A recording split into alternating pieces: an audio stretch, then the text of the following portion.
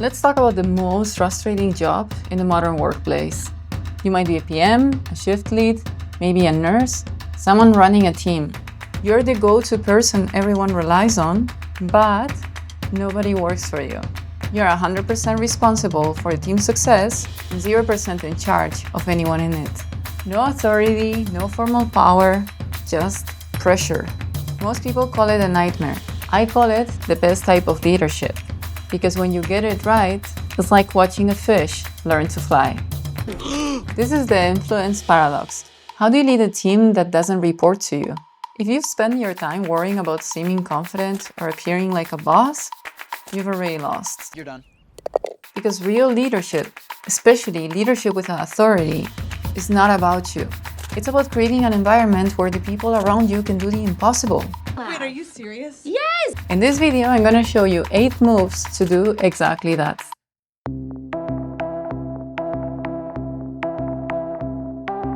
First, stop looking at yourself and look at your team. The first trap that we all fall into when we have no authority is that we start focusing on ourselves. We think, how am I being seen? Do they respect me? Do they think I'm good enough? I've seen it happen again and again and again.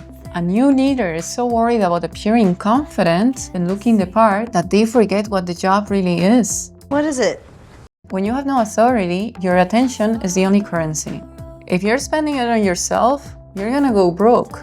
The real breakthrough is realizing that your job isn't about being seen as a leader. It is to see your team. I hadn't thought of that. The fix is pretty simple. In your next one-to-one, your agenda doesn't exist. You start with their world. My favorite 3 questions are something like, how are you doing? Do you have any blocker? What information are you missing? Too many questions. The best leaders aren't mirrors reflecting on themselves. They are magnifiers for their team. Second, help your team think, not just do. Your second instinct, especially if you're a skilled person, is to think, how can I actually help them? You want to be the hero to jump in and fix everything. I'll solve it.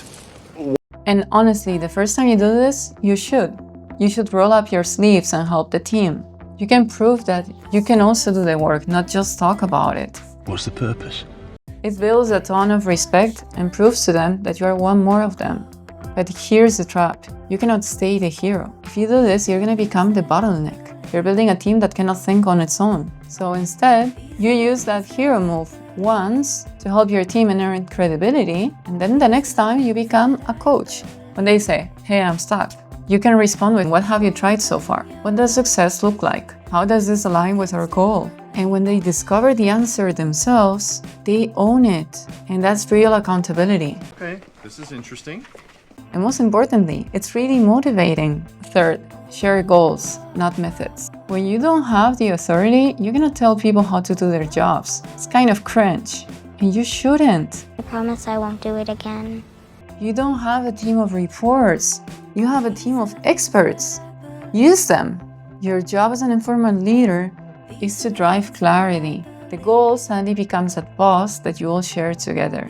You don't say, you need to build an API this way. You say, the user needs to register into this in 3 seconds maximum. What do you think is the best way to get there? This makes the goal the enemy, not each other. It's like a personal relationship. You're both looking at the goal and trying to figure out a solution together. But your solution is coaching them and thinking about the solution, not figuring out yourself. If they are still stuck despite having coached them, then you can roll up your sleeves and tell them how to do that. Should I take notes?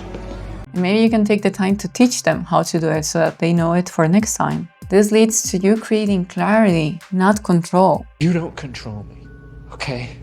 4. Step up when things get uncertain. Your team is looking to you for one goal above all else: stability. When a project loses direction or a stakeholder gets angry, this is your moment. This is the core of my philosophy. If something goes wrong, the team knows that I'm gonna be the one taking the blame. Always. I will be the shield. When the team sees that you take the heat for them, that you will protect them over your own reputation, they will follow you anywhere. You're not their boss, but you've damn well earned their respect to become their leader. 5. Know when to step back. Being the captain doesn't mean you're always supposed to be at the helm. The no authority leader's ego is pretty small. you don't care about being the most important person in the room. If the senior engineer is the expert in databases, your job is to zip it and become the best note taker in the room. You create the space for them to lead. You also allow them to start cultivating those leadership skills themselves. If you're a PM, your role there is to facilitate. You say, all right, team, Nora is the expert here for this particular topic. What do you need from us? True leadership is the quiet confidence to let others shine without your ego getting in the way. 6. Create the stage for your team to shine. This is the most important part, and it's not tactic. It's a philosophy. It's about practicing active gratitude. When you have no authority, you cannot give any promotions or raises. Your single most powerful currency is recognition, but most leaders are too busy to give that away. Okay, now I know what you're talking about. I once saw a leader do something that I'll never forget. He took a team of nobodies and through pure trust and recognition, he made them feel like $1 million. He taught me my whole leadership philosophy, and it's what I actually call making the fish feel like they can fly. Think about it. A fish is perfectly capable of doing anything within its own environment. But if you judge its ability to climb the tree, it will live its whole life thinking it's a failure. Practicing gratitude, recognizing your team's unique skills, is how you create an environment. You give wings of trust, safety, and opportunity, where that fish can suddenly do something that feels impossible. So how do you practice this gratitude in a way that actually works? You don't hoard the spotlight. You multiply it. Gratitude is when you're in that big meeting and you stop and say, this was all Janet's idea. Gratitude is when you let them present the work to stakeholders, not you. Gratitude is when they did a great work and you send an email to their boss saying what a great job they did. These small acts of recognition is how you make that team feel like $1 million. This is how you build a team that will follow you anywhere. 7. Take care of your people. This all comes down to one thing. I think it was Richard Branson that said, if you take care of your employees, they will take care of your customers. And it's true.